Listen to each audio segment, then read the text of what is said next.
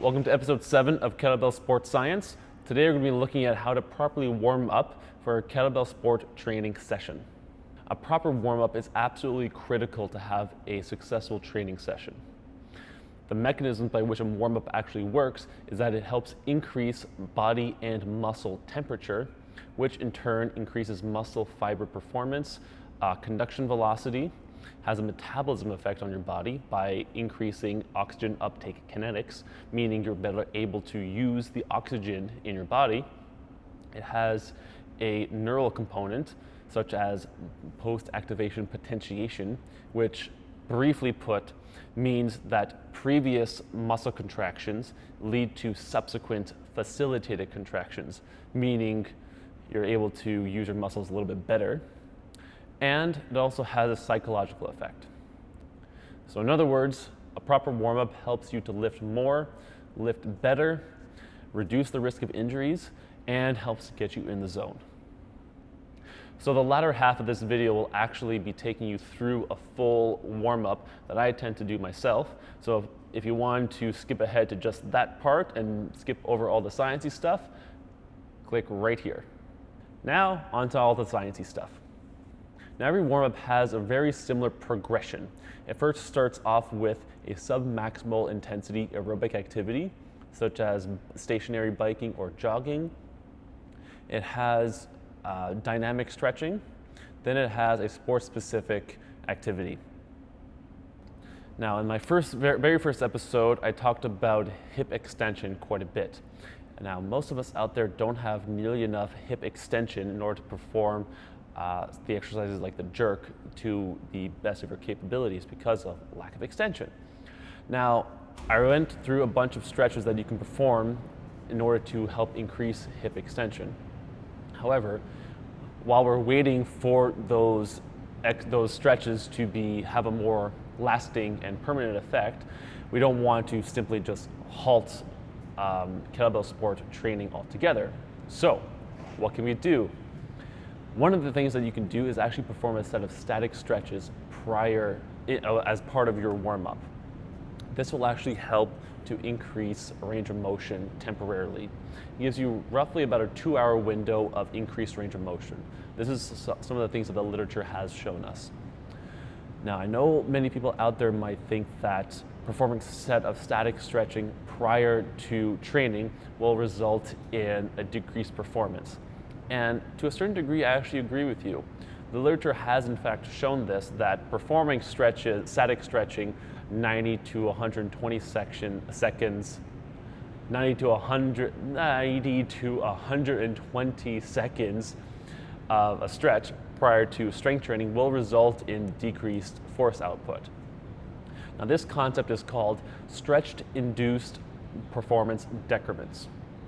This is a double-edged sword. One, you want the increased range of motion, but you don't want the decreased performance. What do you do?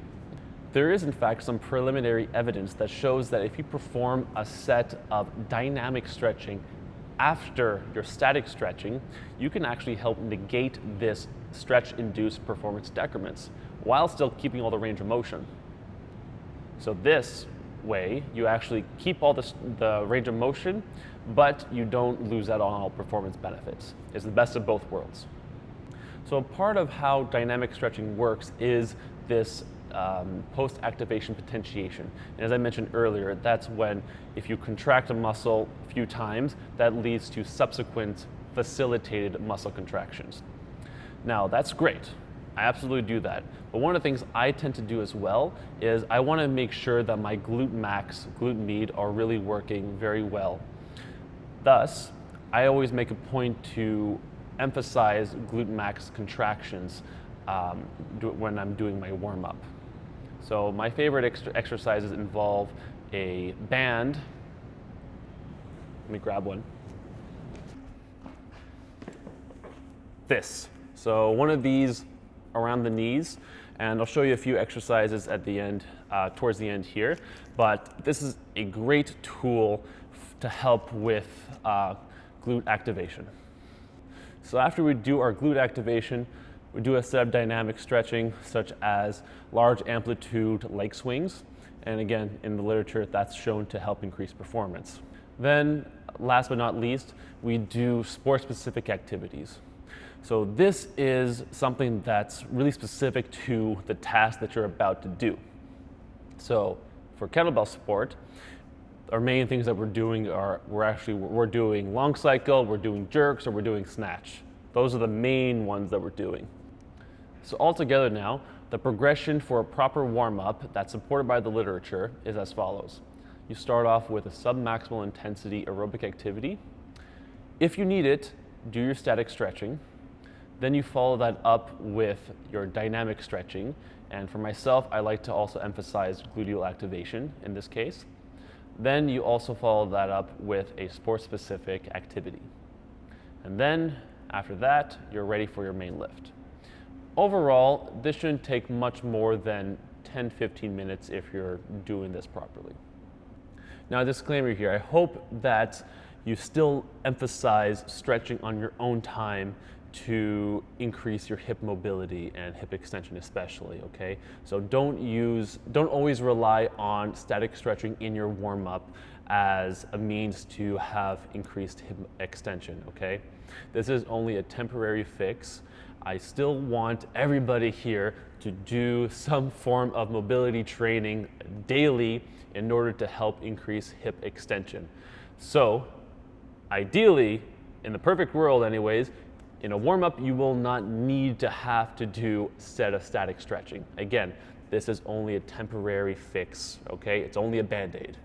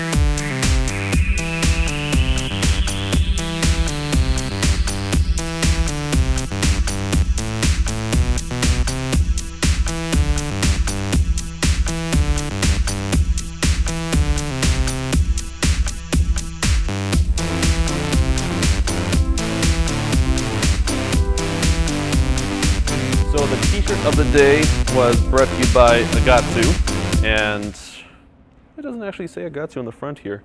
I think it says it on the back. The light went off.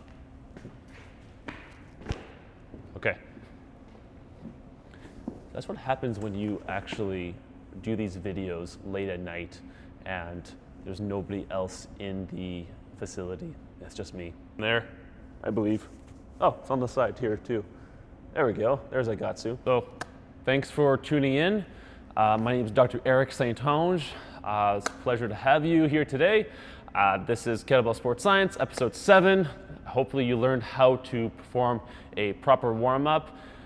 Maybe gave you a couple of ideas on things that you can implement in your own warm-up as well. So if you like this video, please let me know by subscribing to my channel, liking the video. I'd really, really appreciate it if you could do that for me. Really, really appreciate it. And until next time.